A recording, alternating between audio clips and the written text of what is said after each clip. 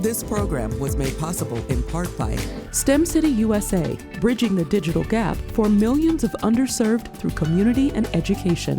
An immersive digital world that provides personal and professional development tools and resources. Details at stemcityusa.com. Connecting Marylanders to their government. This is State Circle.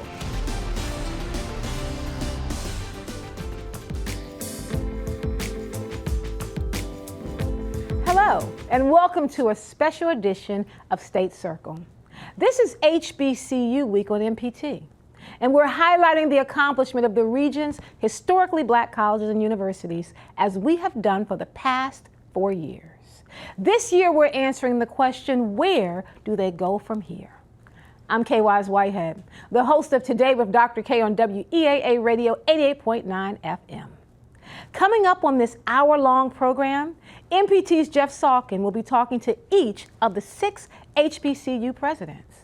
Our team of reporters will visit the schools and introduce us to some new and innovative programs. As you may know, there are now over 100 historically black colleges and universities across the country and 6 right here in our area. Bowie State University, Coppin State University, Morgan State University, and the University of Maryland Eastern Shore are all located here in Maryland. Howard University and the University of the District of Columbia are located in Washington, D.C. HBCU Week is part of MPT's Standing Against Racism, Fostering Unity Through Dialogue initiative. We began this push back in 2020 to increase understanding of race-related issues in communities across the state. For more information, go to mpt.org/racism. Now, we're going to kick it off at Bowie State University, where they're celebrating their new eSports Center. As Nancy Yamada tells us, students are going to learn about the latest computer and gaming technology in the fast-growing field of esports.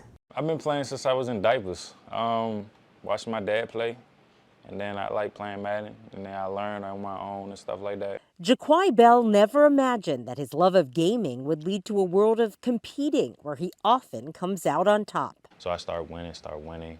I went to the Super Bowl for Madden. I was competing against 5,000, probably more than 5,000 students in the whole United States that was in HBCU.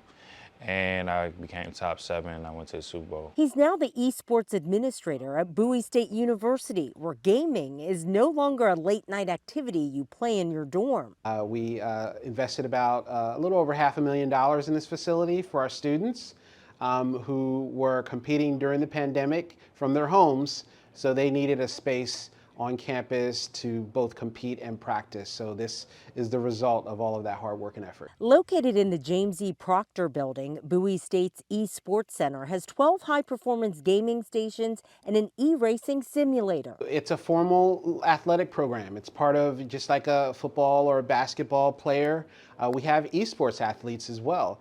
And they're, they have to meet minimum, GPA requirements. They also have to satisfy their academic requirements here on campus as well. But if, they satisfy those requirements, they can sign up to be an esports athlete and get scholarships and also, win fairly large purses from these tournaments. I think the highest purse ever received was $1.7 million. The most popular games include League of Legends, Dota 2, Counter-Strike, and Fortnite. To be competitive, practice makes perfect, just like anything else. So there is strategy involved, especially for these capture the flag type games like Battlefront. They really have to collaborate and cooperate. I mean, it's literally a simulation of a war. Esports has been so popular that next year, Bowie State is planning to launch a video game design program, a curriculum that students can actually get a degree in. Of course, I like playing it for fun, but why not make some money while you having fun? In addition to playing in CIAA and national competitions, Bell is making money by streaming or playing live games where people can watch online. The appeal is the entertainment. People just like to be entertained, like on their downtime. Entertainment that's also helping Bell, who's getting his MBA, and other students pay for their schooling. At Bowie State University, I'm Nancy Yamada. Here Here's MPT's Jeff Salkin with Dr. Aminta Bro, who has served as the president of Bowie State University since 2017. Dr. Bro, it's always great to have you on the program, and I know we're coming up on your favorite time of the year, right? Oh, yes, it is. Jeff, it's great to see you again, and thanks for having me on. I'm very excited about the opening of another academic year. We're getting underway, preparing for Move-In Day, which starts on August 19th and continues on for that entire week, leading up to the first day of classes on August 26th. So if any of your viewers are preparing to come to BSU, please make sure that you arrive on time, and we're looking forward to welcoming our new students and returning students back to the campus. What's your message for new students? I can faintly remember that time in my life, and there's a lot going on. There's a lot going on, and I say embrace change, because this generation is living in a remarkable time. When you look at the change of technology, there's so much changing in our nation, around the world. We're in this global economy, and there's a great amount of opportunity out here. When I look at the types of positions that are being created for soon-to-be graduates, I'm excited about the future for this generation of learners coming to the campus. Artificial intelligence, need I say more? Artificial intelligence is reshaping every industry, every business, but that also creates new opportunities for these students. And Bowie State University has focused on entrepreneurship as one of the hallmarks of our educational model. So we have an entrepreneurship living learning community for students to come in, embrace change, think about how they can create an entrepreneurial mindset before they graduate. But if they want to create a new product, a new business, we have the supports to help them with that. So I say embrace change and the transformation that's happening in their everyday lives. One of my colleagues did a story at your campus a year ago on some of the phenomenal internship opportunities that your students have in artificial intelligence and robotics and computer science. And those opportunities don't just happen. You and your colleagues are going out to make them happen. Why is that an important component of the whole educational package?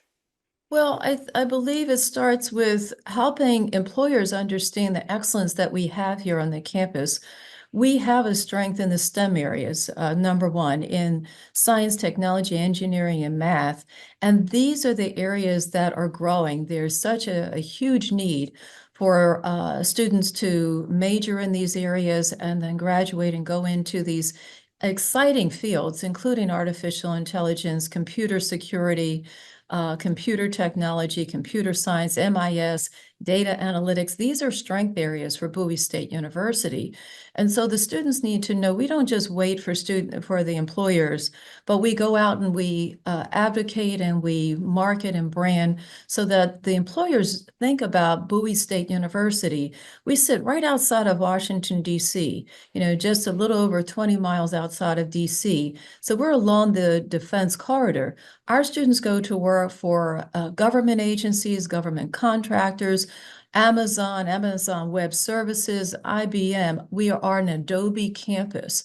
And so the employers know Bowie State University, but that's because our faculty members don't just sit back and wait for the career fair to come up. They have gone out and said to these employers, you need to take a look at Bowie State University students, and they're doing just that. I have to give kudos to our department chair in computer science that was featured on, national news about the internship opportunity she created for her students. And that came with her just reaching out saying, you need to take a look at the students at BSU. And they did just that. So our students are going on to work across the nation, around the world. You never know where you might find a BSU student and graduate working in an internship or then when they graduate. Because they're working these fields that are growing and very much aligned with the workforce programs that we have here. And all of this new world, artificial intelligence, cyberspace stuff still requires some actual academic buildings, and you're in the process of opening and building some new ones. Yes, we are. I'm very excited about what's to come very soon. August 27th, we will be cutting the ribbon on a new communication arts and humanities building, the Martin Luther King Center. It will be home to state-of-the-art broadcasting facilities for video and audio recording.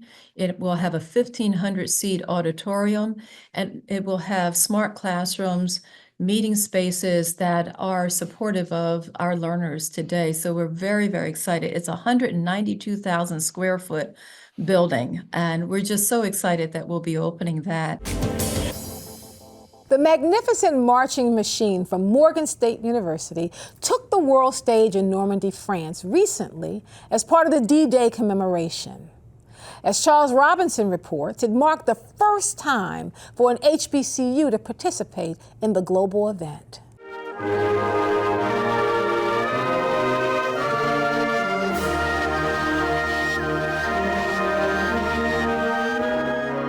One of those who had a personal connection to the D-Day site in Normandy is band director Dr. Jareem Reed.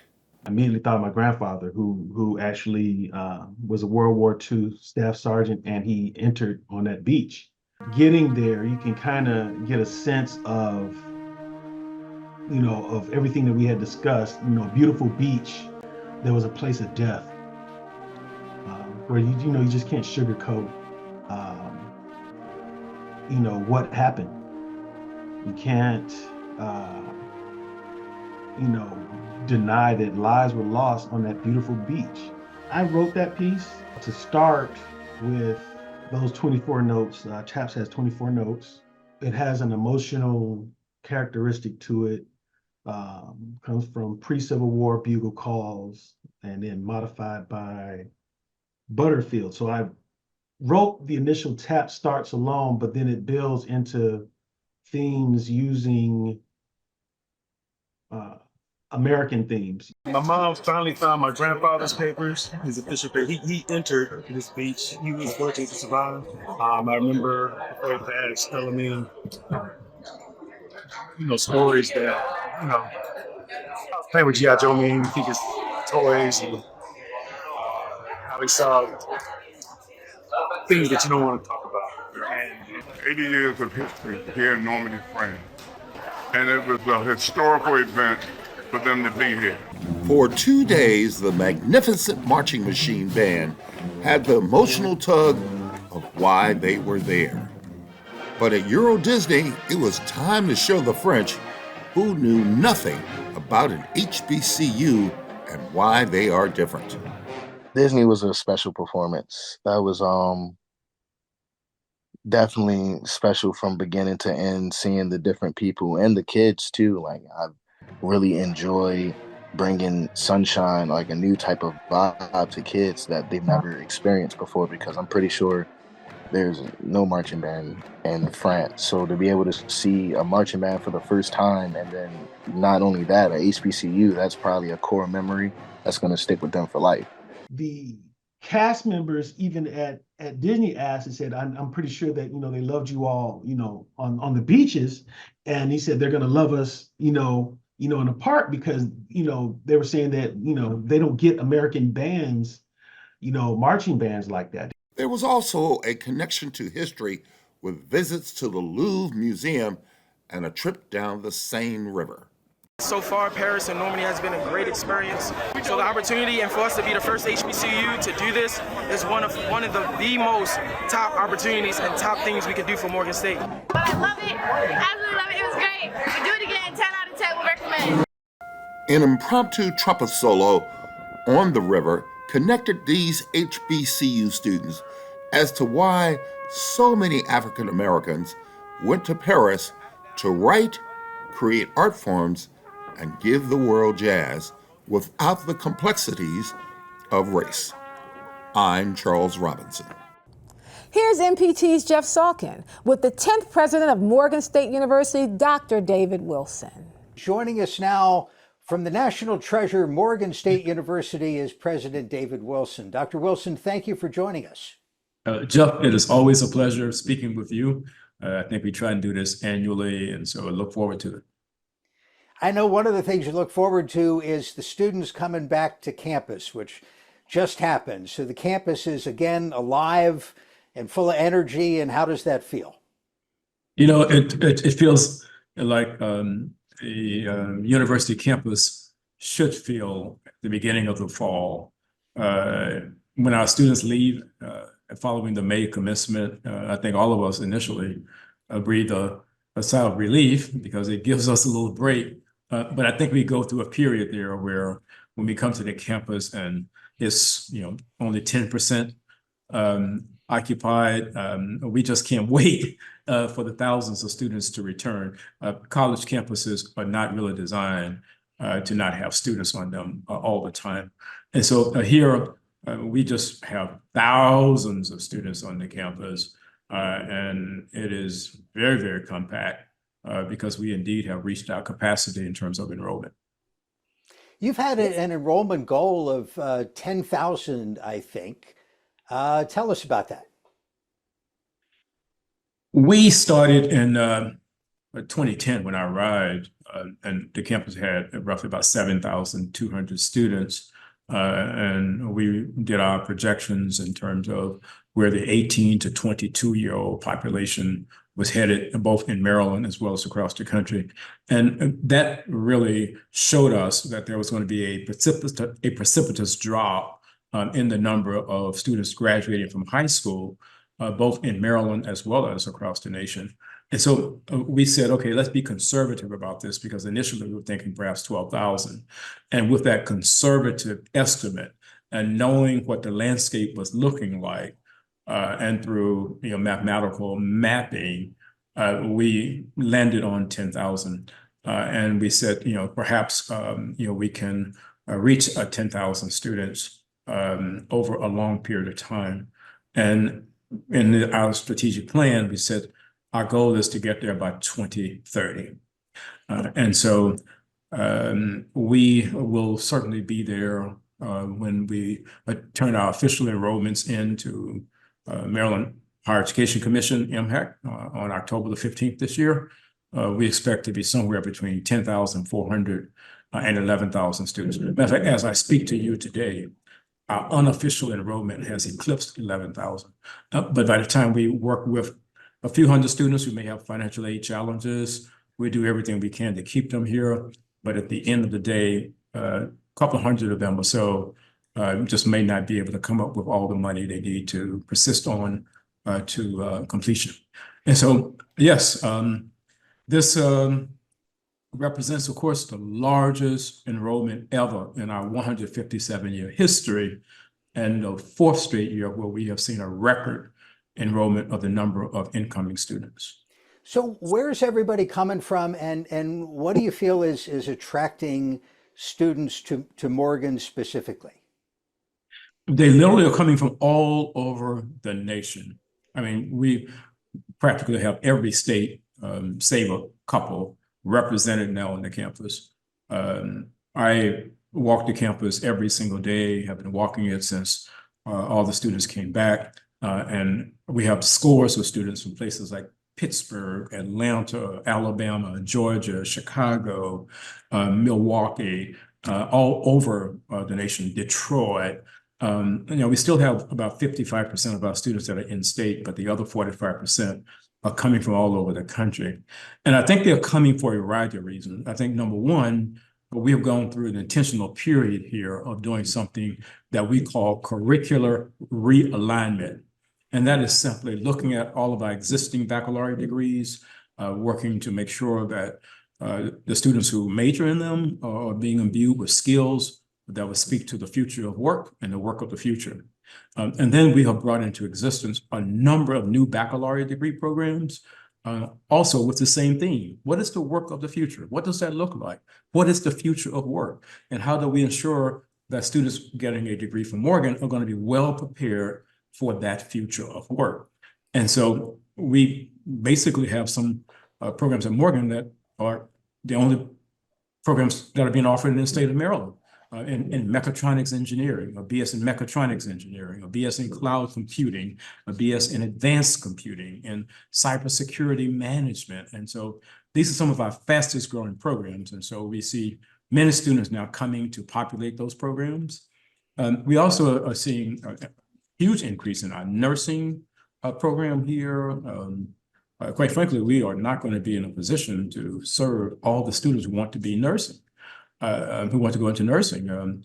I think about 10,500 or so students, about 2,000 or so of them want to go into our nursing program. UMES wants to help solve the veterinary shortage, and they have introduced a new school of veterinary medicine. Sue Coppin tells us the goal of the new science program is not only to meet the increasing need for veterinarians, but to increase diversity in the profession.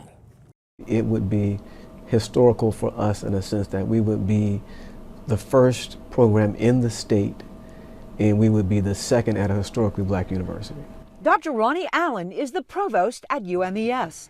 The university is gearing up for the opening of a new veterinary school.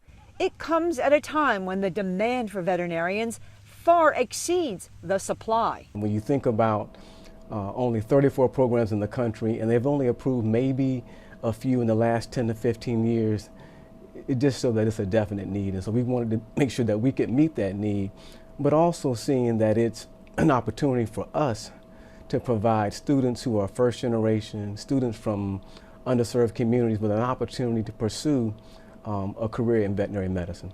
One trade group estimates about 70% of households in the U.S. own a pet. That's up from 56% in 1988. There's data that shows that 60% of Hispanics have a pet in their home, 37% of Asians have a pet in their home, and African Americans 34%.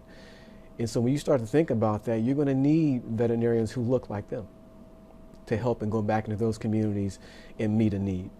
The UMES Veterinary School will be a year-round, accelerated 3-year program, similar to the one incoming Dean Dr. Stanley Robertson helped to establish at the University of Arizona. A lot of the hands-on clinical skills that they get in the first 2 years, as well as a distributed clinical year where our students will go out into different practices and do their clinical training in practices versus the teaching hospital. So they're going to really be seeing cases just like the same cases that they would see when they get out in practice. Robertson says there are a number of paths graduates from the new program could take, but that doesn't always equate to putting veterinarians into the communities where they're most needed. Whether that be maybe some smaller communities, whether that be more rural communities. There's definitely needs in those areas, very much shortages in those areas. And I do feel like we have the opportunity to make an impact on that. Somerset County veterinarian Dr. Jeffrey Reed says he's looking forward to the new program. We're super excited about the opportunity. I think that the more people that you can offer that opportunity to, I think the better off we're going to be, right? Because there's so many people out there that want to be veterinarians and want to do this job. And Reed says the addition of the veterinary school at UMES is not just good for addressing the need for more vets, but it can benefit the broader community as well. I think the opportunity is for the university to grow its footprint, but also because of that will hopefully help this area grow its footprint and provide more jobs and more funding and better services. UMES expects to be accredited and admitting its first class of 100 veterinary students in 2026. In Princess Anne, I'm Sue Coppin. Now, Jeff, with Dr. Heidi Anderson, the president of UMES since 2018. Dr. Anderson, it's great to see you again. Great to see you too, Jeff. Always a pleasure. Always a pleasure. You were telling me about points of pride. Is that a thing, and what are the points of pride? Oh, excellent point. Excellent question, Jeff. Yes, our points of pride are a new thing that we have here at the campus. We have a marketing tag now saying that our students, we're teaching them to soar, like hawks, because our mascot is a hawk. And so we basically are saying our points of pride show how we're soaring in above and beyond and excelling in many things. So I'll give you a couple of examples. We are so proud of our students, and we kind of post this about quarterly and make sure everyone is aware of it. We have a little brochure we actually put them into and share those with a number of people. So for example, last year, our physical therapy students, when they graduated and they took the national board exam, they literally had a 95% pass rate. And they have been over 95% since 2015. That's a major point of pride. We have our cohort that graduated in our physician assistant program, and this was the first cohort after we had reestablished that program 5 years ago, and they hit over 93% on the national exam. Those are points of pride. But let me tell you one that was a surprise to us that we didn't recognize and we didn't know it was going to happen this year. Our gospel choir got an opportunity to be invited by the New York Knicks basketball team, that's NBA, to actually open with the national anthem and the Black national anthem. And they did this in one of the spring games, and it was televised nationwide. I got a lot of comments from colleagues across the country because I know I'm a big basketball fan. And there it was, our students in their maroon and gray, standing there, bellowing out beautifully with the national anthem. And it was amazing. And so we run that as one of our points of pride as well. And I could go on and on and on because there are faculty points of pride and our staff and other things. I'll ask you to talk about a couple of programs, but one I'll ask you to start with is the School of Pharmacy, which we've covered before. I think the state of Maryland only has 3 schools of pharmacy. So this is critically important for training healthcare workers. And it's a terrific field where jobs are always plentiful. It is. Jeff, one of the reasons that the pharmacy program is such an important program is because of the state of the healthcare in our country. But just then think about Maryland in and of itself. Healthcare disparities are at an all-time high. And here in the state of Maryland, in Somerset County, we have some of the of course, we're very low income and some of the poorest people in the state. And so therefore their healthcare is not always up to par. What happens with our pharmacy program, one of the things we can do, our pharmacy program is a 3-year calendar program, which means students are out working very, very quickly in 3 years. And they can join the workforce, and you have pharmacists in every particular county in the state, multiple pharmacies. And so pharmacists now are trained to be more clinically based, and so they can help out and assist of healthcare in those areas where you have healthcare disparities. But let me not stop at that. I always want to share with our listeners and our viewers is that we don't just have a pharmacy program. We have total 8 health profession programs. So a pharmacy program, our newest physician assistant program, a physical therapy program. We've added now sports management. Believe it or not, that's considered a health profession program. And several others, rehabilitative sciences and counseling. And those students are dispersed once they graduate throughout the state in all of the counties of Maryland to really help take care of the health of the patients in the areas. And you said it very well, and the job market is prime for all of those health professions because they are so needed. And so that's one of our points of pride as well. What's the overarching strategy behind those areas of focus? And there was one other I know we wanted to touch on, veterinary science. Oh, yes. One of the things that our team did here was recognize that there's a national shortage of taking care of animals, whether they're farm animals or your pets. I don't know if you have a pet, Jeff. I have 2 cats, and there is a national shortage. More importantly, we were recipients, as you know, of the funding that Governor Hogan had signed into law after Speaker Jones, created that particular bill that got passed for the HBCU. I think it was HB1 and SB1. And those fundings were given to the 4 HBCUs here in the state. The funds were given to us to create new academic programs and bolster our existing programs. So my team made me very proud because they went to work and they started looking to see what's the national shortage, where are some areas of improvement out there that could help, but where, more importantly, what's our niche and what can we do? And the team came back with veterinary science. And now to Howard University, where the new goal is to create the next generation of silicone engineers. Charles Robinson explains how students will benefit from a new lab where they'll be testing and debugging microchips. And this is an opportunity for not just me, but my classmates as well to get our hands into that specific field. We get exposure to industry materials, we have access to resources, and also the ability to talk to industry experts from companies like Apple or Microsoft. Brady Suma is a senior majoring in computer science. He was on hand for the kickoff of the new $1.3 million post-silicon validation laboratory. The lab was made possible by grants from Apple and other partners. So I think of it as, imagine me being able to come up with any single thing that comes to my mind by producing the hardware for it.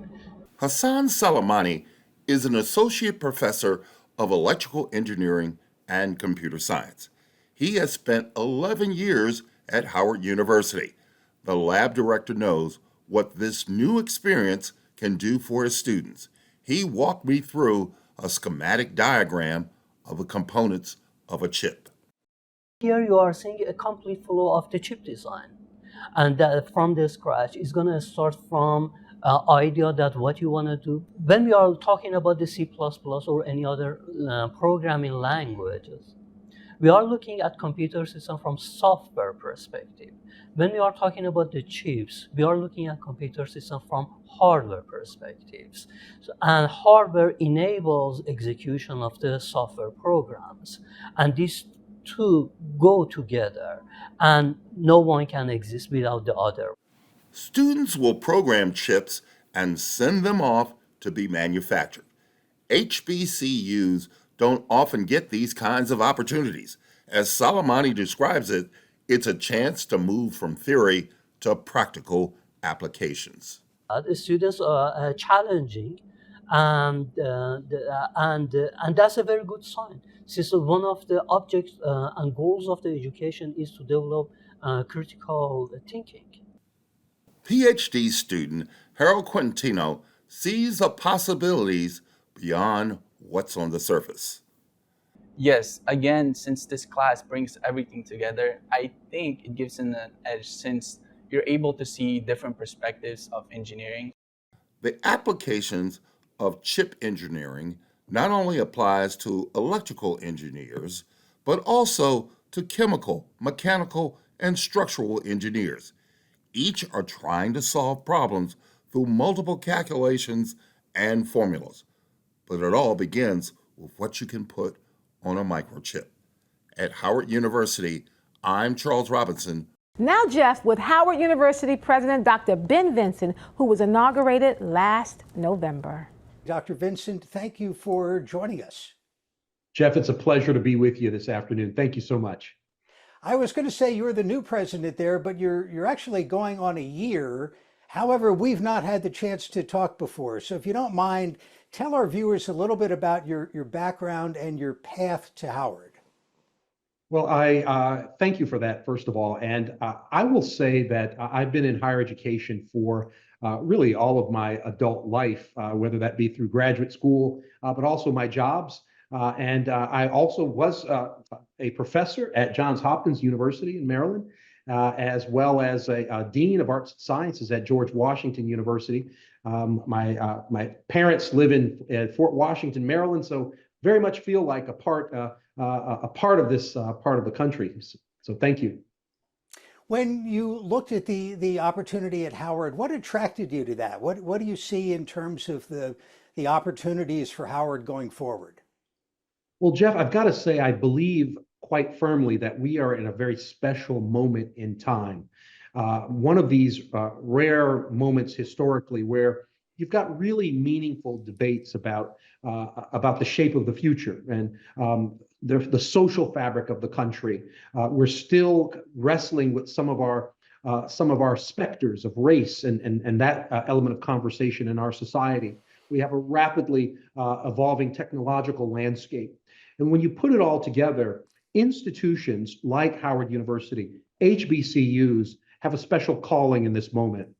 We were founded in many ways upon the promise of what America could be, shortly after the Civil War, Howard University was founded in 1867. And a lot of this was to really ensure that ex-slaves had a place in America. And in many ways, as the American story is unfurled over the centuries, this is yet another one of those moments where fundamental questions about equity, the future of our society, can be redefined. And institutions like Howard help train the next generation to solutions for those really burning questions that are part of our story. I saw a recent speech where you referred to Howard doing the work of uplift. Tell us about that term. Well, again, that really goes back to our history, but it also is very much in our present, where we educate in many ways that sector of society that has often been overlooked, that historically that's been part of our legacy. And bringing these people up towards really having a full voice in our world and society has been a part of the mission of Howard University.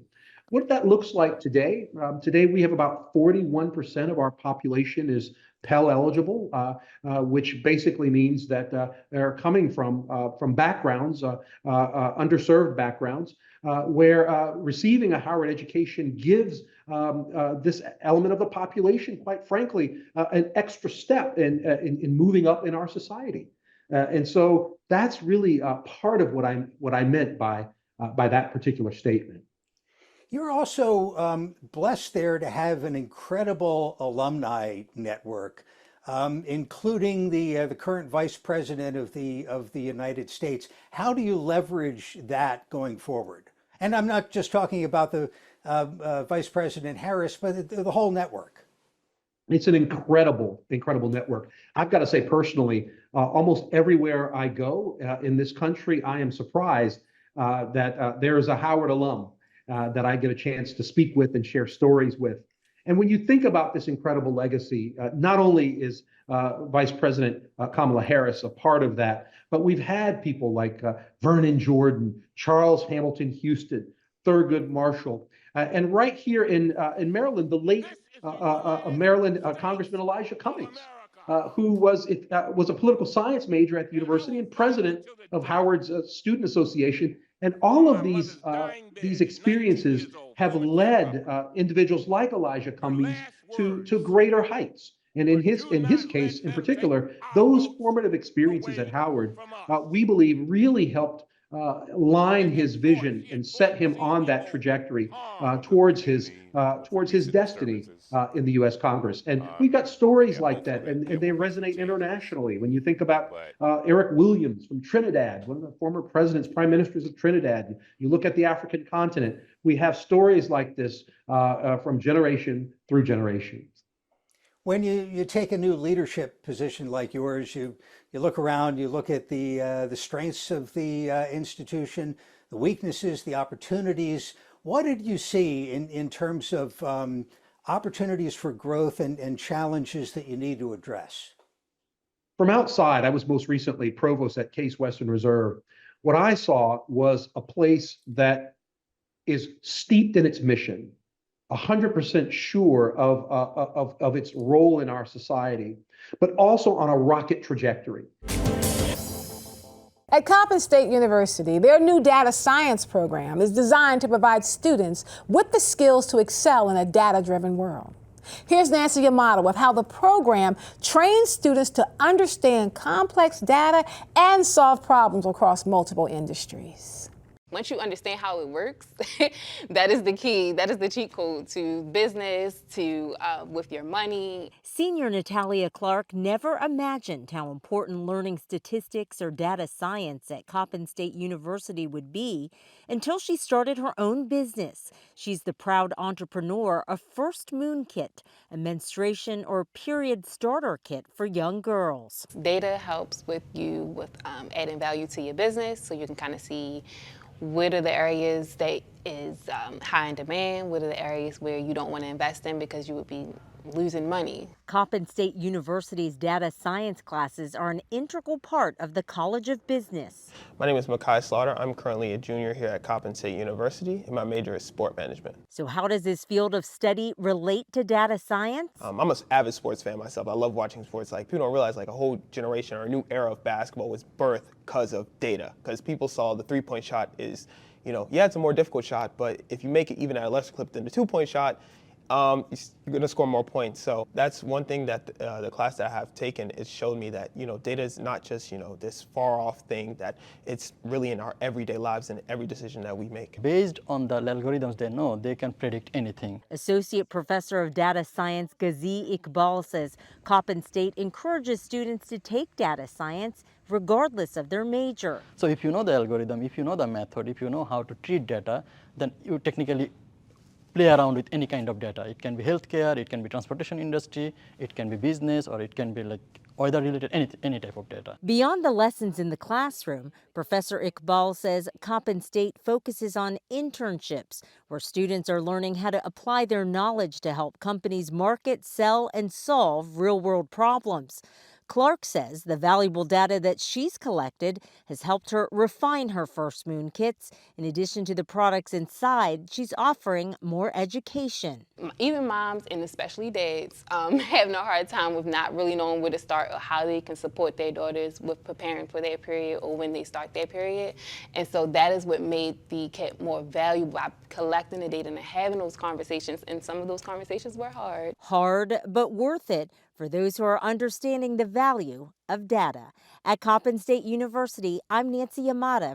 Here's MPT's Jeff Salkin with the 8th president of Coppin State University, Dr. Anthony Jenkins. Dr. Jenkins, it's great to have you back on MPT. Thank you. It is great to be back with you, and I hope that all is going well. It is. Let's talk about how things are going at Coppin and your focus on expanding access and opportunity.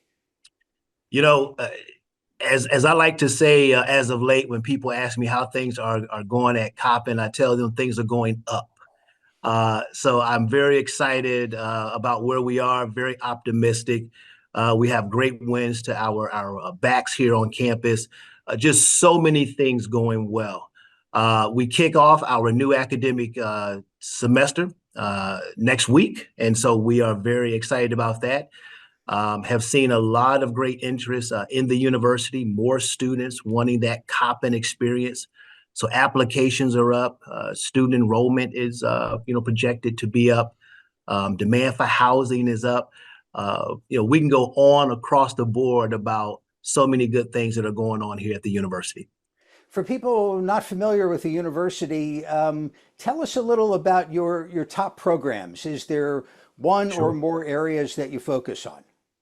Yeah, thank you. I like to tell folks when I got here several years ago, one of the things that was atop my list was to introduce and reintroduce Coppin State University.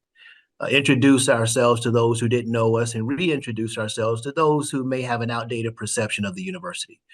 We have a vision and a charge to become a leader in urban higher education, known nationally for transforming the lives of students, regardless of their social or economic backdrop.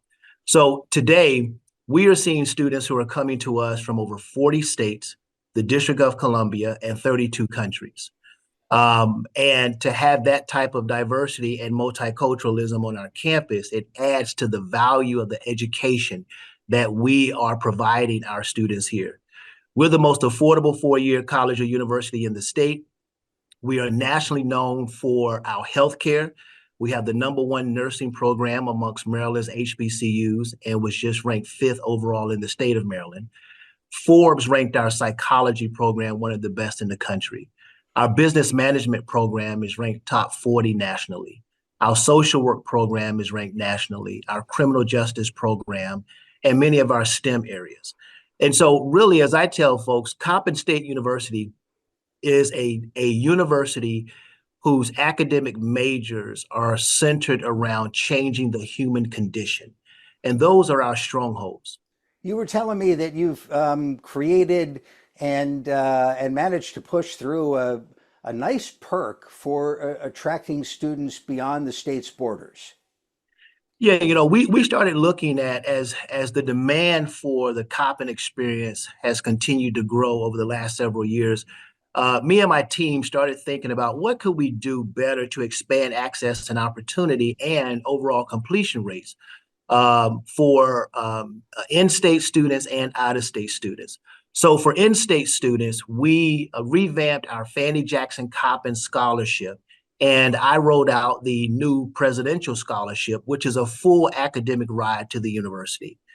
And then we also wanted to look at what we could do for our out-of-state students. So I'm very proud of our Expand Eagle Nation program, which has caught on like wildfire. And the program is simple. For all states that have 2 or fewer HBCUs, I offer those students in-state tuition. And what we've seen is that students coming from the Midwest and from the West Coast and from the North, from New York, New Jersey, and places such as Detroit, they are excited about this opportunity. And they see it as a financial win for both them and their family members. At Coppin, we see it as a win that they can come to us, have a quality experience here at the university, graduate with less debt because our graduates graduate with debts lower than the national average, and they don't have to take out as many student loans and all of those things. So we're just very excited about this program. We have a deal with the University System of Colorado that we have just signed. We have just signed a deal with the state of California, and we're working on deals with Boston and Chicago. The University of the District of Columbia has a unique program which prepares students to learn a trade in the construction industry. As Charles Robinson finds out, the construction management program was developed in response to the high unemployment rate in D.C., as well as a growing need for construction workers. Meet Tyson Lawson Bay. So when you leave call, your same NCCR number that you're going to create today, it's going to follow you when you go down the hall to HVAC. It's going to follow you when you go upstairs to electric, carpentry, all that. Lawson Bay is the director of the Construction Pathways program located at the University of the District of Columbia. When they leave us, they're able to go to work in companies and they're getting saluted. They're coming in above entry level. What makes this HBCU different? It has a pathway to the construction trades. Why wouldn't the HBCU be involved in something like this? We're right here in the district. Well kept secret, I guess, for a while, but it's been around. We've been in this building since right before the pandemic. We are the only really trade school in the district that's totally free. So we can keep our students here. We can compete with the likes of the Lincoln Techs and the ABC Metro Washingtons at no charge. No student loans, books, everything. You mentioned the tools, all the equipment you see around us is top notch, and they can come here for free. One of the classes we looked in on was HVAC. Dwayne Waugh took this class and now is certified and working. I wish they had this program when I was 18. This program sharpens skills that I learned when I was younger, and it allowed me to improve upon it along with getting the certifications that come with being in this field. The core classes include carpentry, maintenance repair, and servicing HVAC systems, in addition to learning how to use the equipment and getting certified as they prepare students for managing projects. Coming from this area, a DC resident, Washingtonian, being a student of the trade, getting to this point in my career, looking at what's going on, the landscape of my city, the trade saved my life, and I just want to pull back and reach back and pull the next generation and chaperone those young men and women into the trade. I think we do a good job around here. The training that the students are getting here is beyond none. You can't put words to it, the success and how proud I am just getting up in the morning, because I know I'm changing someone's life each day that I come in these doors. Lawson Bay, who has some 40 years of training in the construction trade, knows that these Opportunities are here, and you can't get them anywhere else. I'm Charles Robinson. Here's Jeff with the president of UDC, Dr. Maurice Eddington. Dr. Eddington, thank you for joining us. Tell us about your first year on the job. Any moments that stand out to you or accomplishments that stand out? Yeah, thank you for that. I had a very active, exciting, and engaging first year. One of the major milestones is we spent a lot of time in the first year developing the new 5-year university strategic plan. And that's very critical. And I feel very fortunate as a new president to have had an opportunity to complete that in my first year, because that's the blueprint for the future. And so that document outlines the vision and plan for our future. And also the first year, was really spent with a focus on me getting to know the institutional culture and the DC culture, right? And so I really enjoyed opportunities to learn about our history and who we are. And those conversations and sessions really fed into how I see us moving forward in the future, but a very good first year. And the history, I mean, UDC is the only public institution in the district, land grant institution. How does that history kind of inform where you were going in the strategic plan? Yeah, it really highlights our mission, right? As you said, we're the district's only public institution. We're a land grant institution, and those two things really mean that we have an obligation to meet the needs of the citizens of the district, right? And so as we think about the future and how we tailor our educational programming, our service mission, our land grant mission, it's all designed to make sure that we're providing the type of services, educational opportunities, and impact to the district. Is there anything in the new plan that's a dramatic departure from what you've been doing? Any places where we're going to zig instead of zag, or any area where you want to reallocate resources with an eye towards future needs? Yeah, one of the major things I think that the plan would do is what I would call it's a reimagining the whole institution from top to bottom, right? It's a new vision for the university. It is really looking to establish this university as a flagship university for hopefully the 51st state in the union. And so when we think about the university through the lens of a flagship institution for a state, it means that we have to double down on having, high quality academic programs aligned with workforce needs, be a first choice destination for students and parents and employers. And so the difference is we have a very clear vision. It's very aggressive and ambitious for this institution's future. It's growing enrollment, growing academic programs in the tech fields, health fields, public health, law, business. But really, 5-10 years from now, we want to be seen in this community as the district's flagship institution that all the residents are very proud of. One of the programs that caught our eye last year was training tomorrow's educators. So students who want to go into teaching, and I know that's important to you and it's important to the district. Oh, yeah. Yeah, and again, speaking to our special mission, right? We have an obligation to make sure that the district's students receive high quality educations in the K-12 system. And so we want to be a major provider of teachers who are hired by the district because that's our service, that's our mission, that's our obligation. But also what it does is it strengthens the connection that UDC has with its residents, right? By having UDC alum in the classrooms. They're ambassadors for this institution as well. So it's something that's very important to us.